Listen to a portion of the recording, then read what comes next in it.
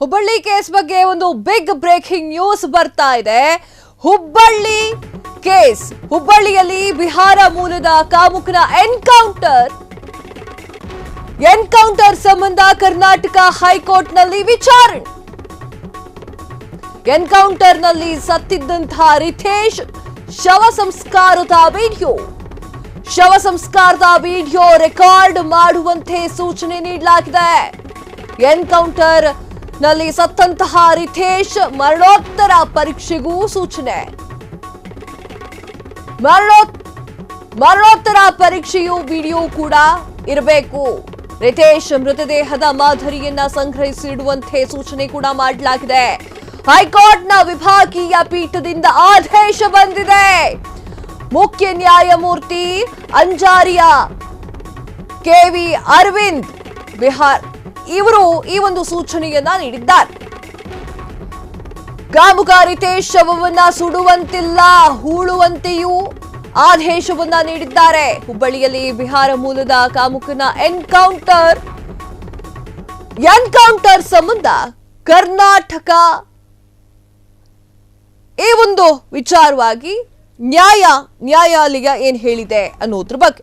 S ಹೌದು, ಹುಬ್ಬಳ್ಳಿಯಲ್ಲಿ 2 ದಿನಗಳ ಹಿಂದೆ 5 ವರ್ಷದ ಬಾಲಕಿಯ ಮೇಲೆ ಅತ್ಯಾಚಾರವನ್ನ ಎಸಗಿದ ಕೊಲೆ ಮಾಡಿರುವಂತಹ ಬಿಹಾರದ ರಿತೇಶ್ ಕುಮಾರ್ ಎನ್ಕೌಂಟರ್ಗೆ ಆಕ್ಷೇಪಿಸಿ ಕರ್ನಾಟಕ ಹೈಕೋರ್ಟ್ನಲ್ಲಿ ಸಾರ್ವಜನಿಕರ ಹಿತಾಸಕ್ತಿ ಅರ್ಜಿಯನ್ನ ಸಲ್ಲಿಕೆ ಮಾಡಲಾಗಿದ್ದು, ಮಧ್ಯಾಹ್ನ ನ್ಯಾಯಾಲಯವು ಅರ್ಜಿಯನ್ನ ವಿಚಾರಣೆ ಮಾಡುತ್ತೆ ಅಂತ ಹೇಳಿದ್ರು.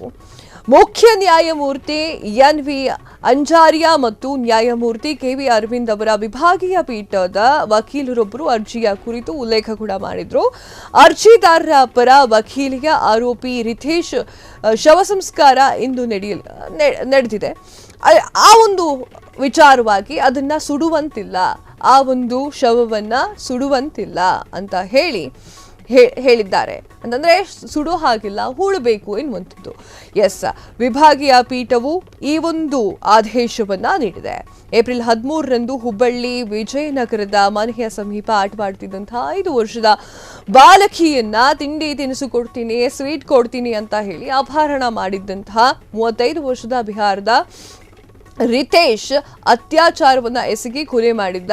ಇದಾದ ಕೆಲವೇ 5 ನಿಮಿಷಗಳಲ್ಲಿ ರಿತೇಶ್ನನ್ನ ಬಂಧನ ಮಾಡಲಾಗಿತ್ತು.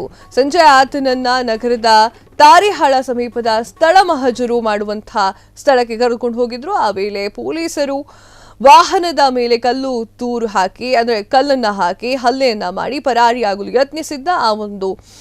ಆ ಒಂದು ಕ್ಷಣಕ್ಕೆ ಅನ್ನಪೂರ್ಣ ಅವರು PSI ಅನ್ನಪೂರ್ಣ ಅವರು ಗಾಳಿಯಲ್ಲಿ ಗುಂಡನ್ನ ಹಾರಿಸ್ತಾರೆ. ಆರೋಪಿ ತಪ್ಪಿಸಿಕೊಳ್ಳಲು ಹೋಗೋಕೆ ಪ್ರಯತ್ನ ಮಾಡ್ತಾನೆ, ಆಗ ಎನ್ಕೌಂಟರ್ ಮಾಡ್ತಾರೆ. ಈ ವಿಚಾರಕ್ಕೆ ಸಂಬಂಧಪಟ್ಟಂತೆ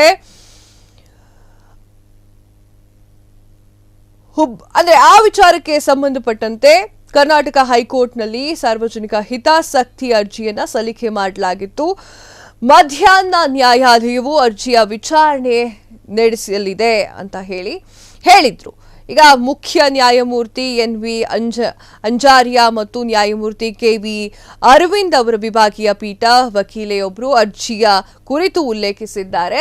ಅಂದ್ರೆ ಕಾಮುಕ ರಿತೇಶ್ ಶವವನ್ನ ಸುಡುವಂತಿಲ್ಲ, ಹೂಳುವಂತೆ ಆದೇಶವನ್ನ ಕೂಡ ನೀಡಲಾಗಿದೆ. ಆ ಒಂದು ವಿಡಿಯೋವನ್ನ ತೆಗಿಬೇಕು ಅಂತ ಕೂಡ ಹೇಳಿದೆ.